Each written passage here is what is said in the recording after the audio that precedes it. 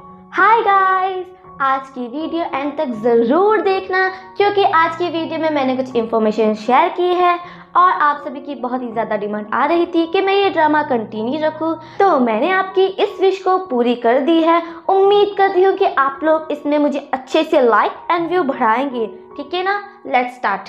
कहानी की शुरुआत में अब गोआंजी को शर्त के मुताबिक गाना गाना होता है, पर मुशशा उसे रोक देती है और चाओनान को उसे सजा देने को कहती है, जिस पर चाओनान उसके पास केक लेकर आता है, पर वो उसे सजा देने के बजाय खाने को कहता है क्योंकि हमारा चाओनान तो बहुत ही ज़्यादा स्वीट है। गोआंजी उसके इस रवैये पर बहुत ही ज़्यादा खुश होता है। मुशशा तो और भी ज़्यादा इम्प्रेस हो जाती है और उसे वहाँ से लेकर चली जाती है।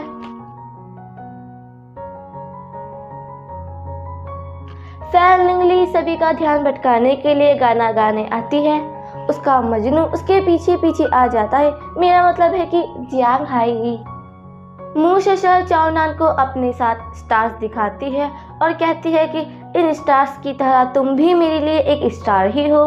ये उसका अलग तरह से कन्फेस करने का तरीका होता है। चाओनान तो बिना कुछ कहे वहाँ से चला जाता है। उसके डैड उसका वेट करते हैं। जब वो आती है तो उसे अपने साथ वॉक पर लेकर चलते हैं और रास्ते में अपनी लव स्टोरी सुनाने लगते हैं, पर गलती से कह देते हैं कि जिससे प्यार करो उसके साथ पूरी लाइफ स्पेंड करनी चाहिए और अपनी गलती पर बड़ा पछताते हैं। चाओनान तो उसके इस कन्फेशन पर बहुत ज़्यादा खुश होता है। मैडम मुशशा भी उसके लिए लव लेटर लिखती है। चाओनान तो सपनों में भी अपने और मैडम के बारे में सोचता है, पर ये तो सपना था, दरअसल तो वहाँ पर उसका ब्रदर था। पर हमें पता चलता है कि फाइनली इन दोनों की सोल फिर से एक्सचेंज हो जाती है। अब तो वो सीधा अपनी मॉम डैड के पास जाती है और कहती है कि मॉम डैड, मैं आपसे कितने दिनों के बाद मिल रही हूँ। पर उसके बेचारे पेरेंट्स सोचते हैं कि कहीं ये पागल वागल तो नहीं हो गई है ना। अब कहानी में आता है सबसे बड़ा ट्विस्ट। खड़ूस टीचर सभी का सामान जब्त कर लेते हैं। फिर वो अपने ऑफिस में बैठकर चाओनान की बुक पढ़ते हैं जिसमें सोल एक्सचेंज की कहानी थी। पर चालाक टीचर को ये समझ आ जाता है कि मुशशा और चाओनान की भी बॉडी एक्सचेंज हुई थी। टीचर के इरादे ठीक नहीं लगते हैं। वो सभी टीचर्स को बुलाकर उनके बारे में इंफॉर्मेशन कलेक्ट करते हैं। अब हमारे हीरो और हीरोइन को भी बुलाया जाता है। टीचर साहब अपने साथ डॉक्टर्स को भी लेकर आ जाते हैं। अरे यार, डॉक्टर्स को भी लाना था तो पहले लाते, अब क्या फ़ायदा। अब तो इनकी सोल फिर से एक्सचेंज हो चुकी है, आप तो पहले ही हार चुके हैं। खड़ूस टीचर चाओनान को ताइक्वांडो करने को कहता है, पर चाओनान तो लकड़ी के साथ साथ उनका चश्मा भी तोड़ देता है।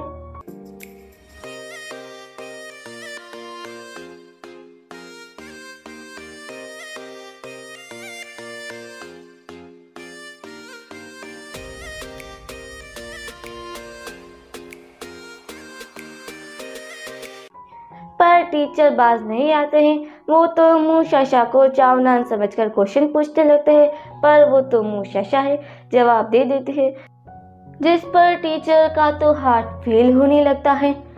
खड़ूस टीचर उनके पीछे हाथ धोकर पड़ा रहता है, लेकिन वो बार बार उनके सवालों का जवाब देते रहता है, जिससे टीचर खुद ही पागल हो जाता है। और डॉक्टर जो कि इन दोनों का इलाज करने आई थी, बट वो अब टीचर को ही ले जाते हैं।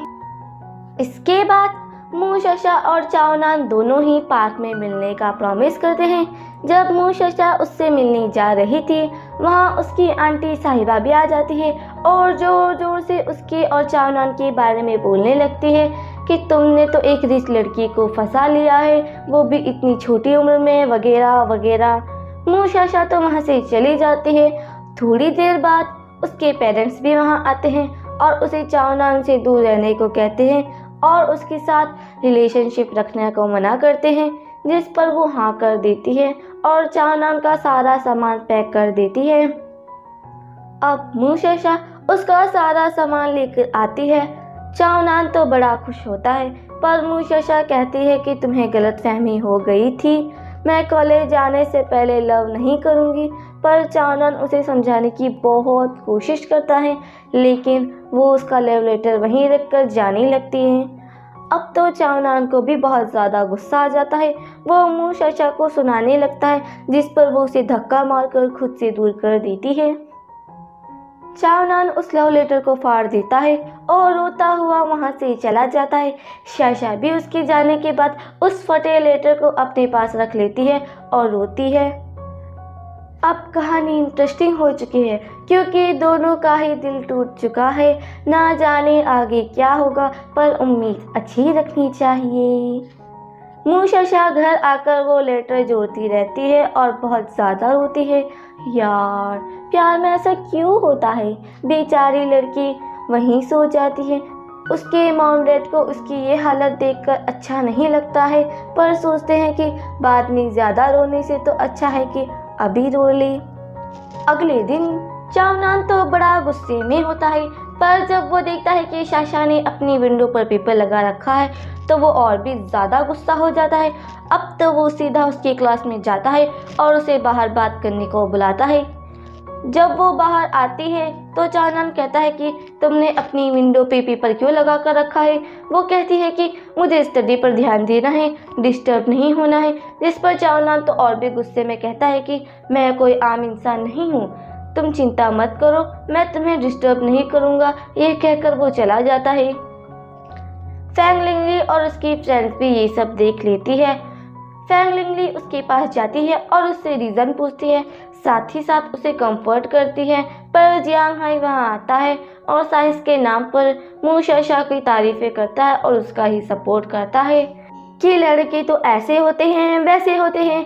पर फैंग लिंगली कहती है कि अब्बे, मुझे पता है तो मौके का फ़ायदा उठाना चाहता है जिससे तू शाशा के करीब आ सके।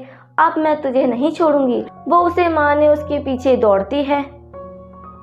हमारा दिल टूटा आशिक, जिसका दिल पूरी तरह से टूट चुका है, वो अपने ताइक्वांडो क्लब के सभी मेंबर्स को खूब पीटता है और उनकी हालत खराब कर देता है।